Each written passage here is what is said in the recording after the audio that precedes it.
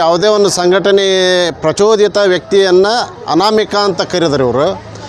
ಅದೇ ಧರ್ಮಸ್ಥಳದ ಪ್ರೂಫ್ ಆದ ನಂತರ ಧರ್ಮಸ್ಥಳ ಹೆಸರನ್ನು ತರ್ಬೋದಿತ್ತು. ಧರ್ಮಸ್ಥಳದ ಬೇರೆ ಹೆಸರು ಕೊಟ್ಟು ಅದನ್ನು ಪ್ರೂಫ್ ಮಾಡಿಕೊಂಡು ಆಮೇಲೆ ಧರ್ಮಸ್ಥಳದೊಳಗೆ ಹಿಂಗಾಗಿತ್ತು ಅಂತೇಳಿ ತೋರಿಸಿದ್ರೆ ಗೌರ್ಮೆಂಟಿಗೆ ಒಂದು ಒಳ್ಳೆಯ ಹೆಸರು ಬರ್ತಿತ್ತು. ಅದನ್ನು ಬಿಟ್ಟು ಮೊದಲಕ್ಕೆ ಧರ್ಮಸ್ಥಳ ಹೆಸರು ಇಟ್ಟರು, ಆ ವ್ಯಕ್ತಿ ಹೆಸರನ್ನು ಮುಚ್ಚಿಟ್ರು. SIT ತನಿಖೆ ಅಂತ ಹೇಳಿ ಕಾಸು ಧರ್ಮಸ್ಥಳ ಒಂದು ಸಂಘಟನೆ ಇದೆ, ಅದ್ರ ಹೆಸರು ಕೆಡ್ಸೋಕೆ ಇದು ಮಾಡೋದು. ಅದರಿಂದ ಹೆಸರು ಕೆಡ್ಸೋಕೆ ಯಾರಿಂದಲೂ ಸಾಧ್ಯ ಇಲ್ಲ. ಅದು ಅವರೊಟ್ಟಿಗೆ ಅದನ್ನು ತಡೆ ಹಿಡಿಯಲು ನಾವಿದ್ದೇವೆ. ಜಗತ್ತಿದೆ, ಧರ್ಮಸ್ಥಳ ಭಕ್ತರೆಲ್ಲರೂ ಇದ್ದಾರೆ. ಅವರು ತನಿಖೆ ಮಾಡೋದಕ್ಕೆ ಯಾವುದೇನು ತೊಂದರೆ ಇಲ್ಲ. ಆದರೆ ಅಪಪ್ರಚಾರ ಮಾಡುವುದನ್ನು ನಿಲ್ಲಿಸಬೇಕು. ಅದು ಪೂರ್ಪ ಆದಾಗ ಅವರು ಇದನ್ನು ಮಾಡಲಿ ಅಂತ ಹೇಳ್ತೇನೆ.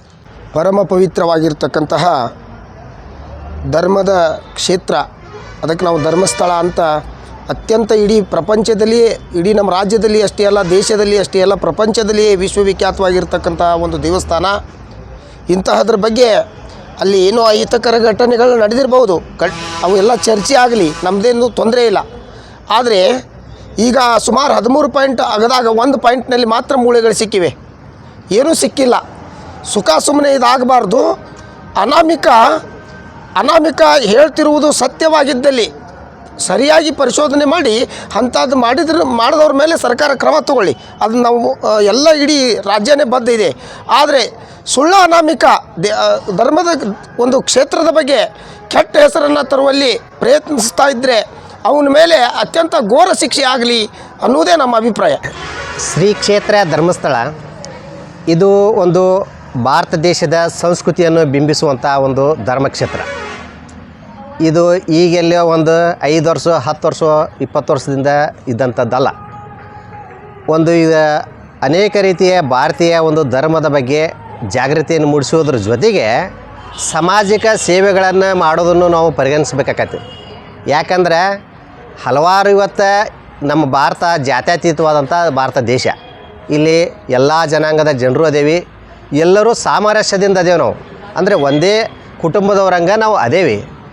ಆದರೆ ಎಲ್ಲಿದೋ ಒಂದು ಏನಾದರೂ ಒಂದು ಅಹಿತಕರ ಘಟನೆಗಳನ್ನು ಹಿಂದಿಂದು ಇದ್ದಂಥದ್ದನ್ನು ಈಗ ತೆಗೆದುಕೊಂಡು ಈ ಜನರಲ್ಲಿ ಅವರ ಭಾವನೆಗಳನ್ನು ಕೆರಳಿಸುವಂತಹ ಕಾರ್ಯಗಳಾಗಲಿ, ಈ ಒಟ್ಟು ಇರುವಂಥ ಭಾರತ ದೇಶದ ಜನರನ್ನು ವಿಭಾಗ ಮಾಡುವಂಥ ಒಂದು ಸಾಹಸವನ್ನಾಗಲಿ ಇಂತಹದನ್ನು ಹಿಂದೂ ಕೆಲವೊಂದಿಷ್ಟು ನಡ್ಕೊಂಡು ಬಂದಾವು.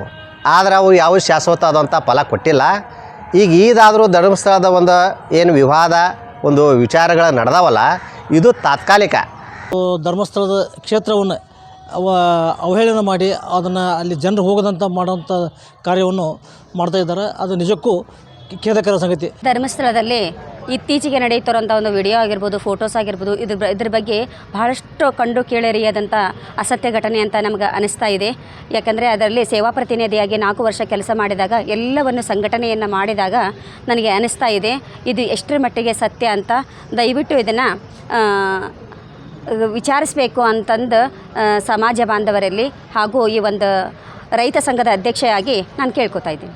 ಈ ಒಂದು ಧರ್ಮಸ್ಥಳದ ಬಗ್ಗೆ ಅವಹೇಳಿಕೆಗಳನ್ನು ನೀಡುತ್ತಾ ಪೂಜ್ಯ ಹಾಗೂ ಧರ್ಮಸ್ಥಳ ಕ್ಷೇತ್ರದ ಬಗ್ಗೆ ಅನಾಮಿಕ ಎಂಬ ವ್ಯಕ್ತಿಯನ್ನು ಸುಮ್ಮನೆ ಕರ್ಕೊಂಡು ಯಾರು ಏನು ಅಂತ ಗೊತ್ತಿಲ್ಲ, ಯಾರಿಗೂ ಗೊತ್ತಿಲ್ಲ, ಆ ಥರ ಅವ್ರನ್ನ ತಗೊಂಡು ಸುಮ್ಮನೆ ಅವರು ಹೇಳ್ದಲ್ಲಿ ಜಗಕ್ಕೆ ಕರ್ಕೊಂಡೋಗಿ ತನಿಖೆ ಮಾಡುವುದರಿಂದ ಏನು ಇಷ್ಟು ದಿನ ಆದರೂ ಯಾವುದೂ ಸಾಧ್ಯ ಆಗಿಲ್ಲ.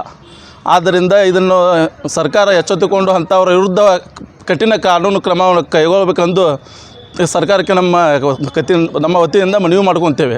ಧರ್ಮಸ್ಥಳದವರು ಹಿಂದಿನಿಂದ ಕೋವಿಡ್ ಸಂದರ್ಭದಲ್ಲಾಗಲಿ, ಪ್ರವಾಹ ಬಂದಾಗ ಆಗಲಿ, ವಿದ್ಯಾರ್ಥಿಗಳಿಗೆ ಸ್ಕಾಲರ್ಶಿಪ್ ಕೊಡೋದಾಗಲಿ, ಮತ್ತು ಹೆಣ್ಣು ಮಕ್ಕಳಿಗೆ ಅವರ ಅಭಿವೃದ್ಧಿಗೆ ಶ್ರಮಿಸೋದಾಗಲಿ, ಇಂಥ ಒಳ್ಳೆ ಎಲ್ಲ ಕಾರ್ಯಗಳು ಮಾಡ್ಕೊತ ಬಂದತಿ. ಕೆಲವು ಪಟ್ಟಭದ್ರ ಹಿತಾಸಕ್ತಿಗಳು ಏನು ಮಾಡಕತ್ತವಪ್ಪ ಅಂತಂದ್ರೆ ಧರ್ಮಸ್ಥಳ ಕ್ಷೇತ್ರದ ಮಹಿಮೆ ಅದನ್ನು ಅಪಪ್ರಚಾರ ಮಾಡಕತ್ತಾರ. ಯಾರು ತಲೆ ಕೆಡಿಸ್ಕೊಬೇಡ್ರಿ. ಧರ್ಮಸ್ಥಳದ ಹಿಂದೆ ಇಡೀ ಜಗತ್ತೈತಿ. ಎಲ್ಲ ಉದ್ಯೋಗಸ್ಥರು, ಎಲ್ಲ ಕಾರ್ಮಿಕರು, ಮಹಿಳೆಯರು, ಎಲ್ಲ ಭಕ್ತ ಜನರು ಎಲ್ಲರೂ ಅದಾರ. ಇದರಿಂದ ಧರ್ಮಸ್ಥಳ ಹೆಸರು ಯಾರಿಂದನೂ ಕೆಡ್ಸೋಕ್ಕಾಗಲ್ಲ ಅಂತ ಹೇಳ್ತಾರೆ.